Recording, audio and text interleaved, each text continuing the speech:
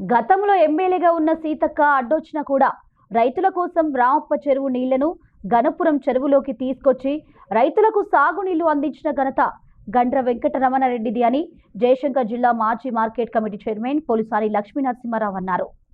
ఈ మేరకు గణపురం చెరువు తూమును గణపురం బీఆర్ఎస్ మండల నాయకులతో కలిసి వారు పరిశీలించారు. రైతులు నాట్లేసి సాగునీళ్లు కోసం చూస్తుంటే ఎమ్మెల్యే గండ్ర సత్యనారాయణరావు కనీసం పట్టించుకోవడం లేదన్నారు. బీఆర్ఎస్ పోరాటానికి అధికారులు గేట్లు తెరిచారని, అయితే గ్రావిటీ కెనాల్ ద్వారా గణపురం చెరువును నింపాలన్నారు. యాసంగి సీజన్లోనే గతంలో చెరువు నిండిందని, ఇప్పుడు ఎందుకు నిండదని ప్రశ్నించారు. రైతులకు సాగునీళ్లు అందించేలా మంత్రి సీతక్కతో మాట్లాడాలని, దీనిపై రాజకీయాలకు అతీతంగా తాము అభినందిస్తామన్నారు. ఈరోజు గణపురం చెరువు దగ్గర ఉన్నాం. మనందరం ఇక్కడ తూము దగ్గర.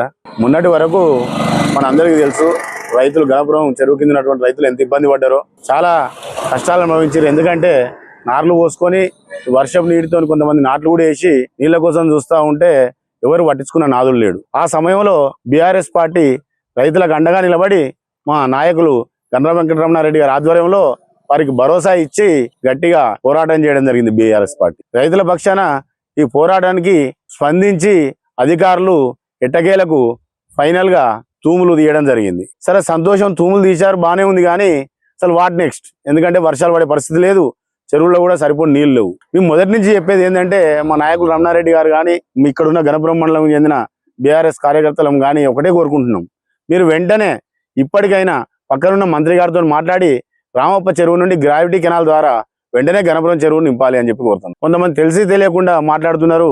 కాంగ్రెస్ వాళ్ళు ఏమంటున్నారు, ఇదంతా చేసింది బీఆర్ఎస్ పార్టీ అంటారు. అవును, బీఆర్ఎస్ పార్టీ మంచి చేసింది. 7-8 మండలాలకు ఇక్కడి నుంచి తాగునీరుకు వెళ్ళేలా మిషన్ భగీరథ కింద అప్పుడు ఆ కాలంలో వేయడం జరిగింది. దానికి వెంటనే మరి ఇక్కడ చెరువులో నీళ్ళు అయిపోతే ఏంది పరిస్థితి అని చెప్పి రామప్ప నుండి గ్రావిటీ కెనాల్ ద్వారా ఇడికి గణపురం చెరువు నింపేటట్టుగా ప్రతిపాదనలు రూపొందించడం జరిగింది 19 కోట్ల చిల్లరతోని. అప్పుడే టెండర్లు కూడా అయిపోయినాయి. కానీ ఇప్పుడున్న మీ ప్రభుత్వానికి కానీ మీ నాయకునికి కానీ కనీసం దాని మీద అవగాహన లేదో మాకు అర్థమైతే లేదు. ఇప్పటివరకు పనులు ఎందుకు స్టార్ట్ అయితే లేవని అడుగుతున్నాం.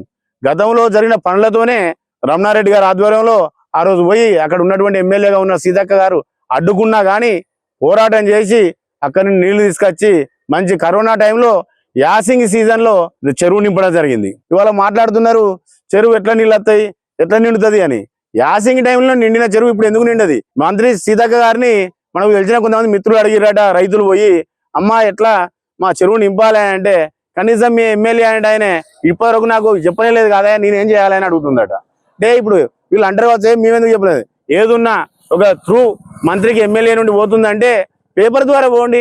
మీరు పేపరు ఆమెకు ఒకటి రిఫరెండం చేయండి, చేస్తే కూడా పట్టించుకోకపోతే అప్పుడు మాట్లాడాలి. అసలు మీరు ఎలాంటి ప్రయత్నం చేయకుండా మనకు నీళ్ళు రావు అని అంటే ఎందుకు రావు? గతంలోనే వచ్చినాయి, మన చెరువు నిండింది, మన చెరువులో నుంచి రైతులకు పోయిన నీళ్లు. కాబట్టి ఇప్పటికైనా తక్షణమే స్పందించి ఎమ్మెల్యే గారు వెంటనే పోయి సీతక్క గారితో మాట్లాడి మన చెరువు నింపే ప్రయత్నం చేస్తే అందరం అభినందిస్తాం, పార్టీలతో సంబంధం లేకుండా.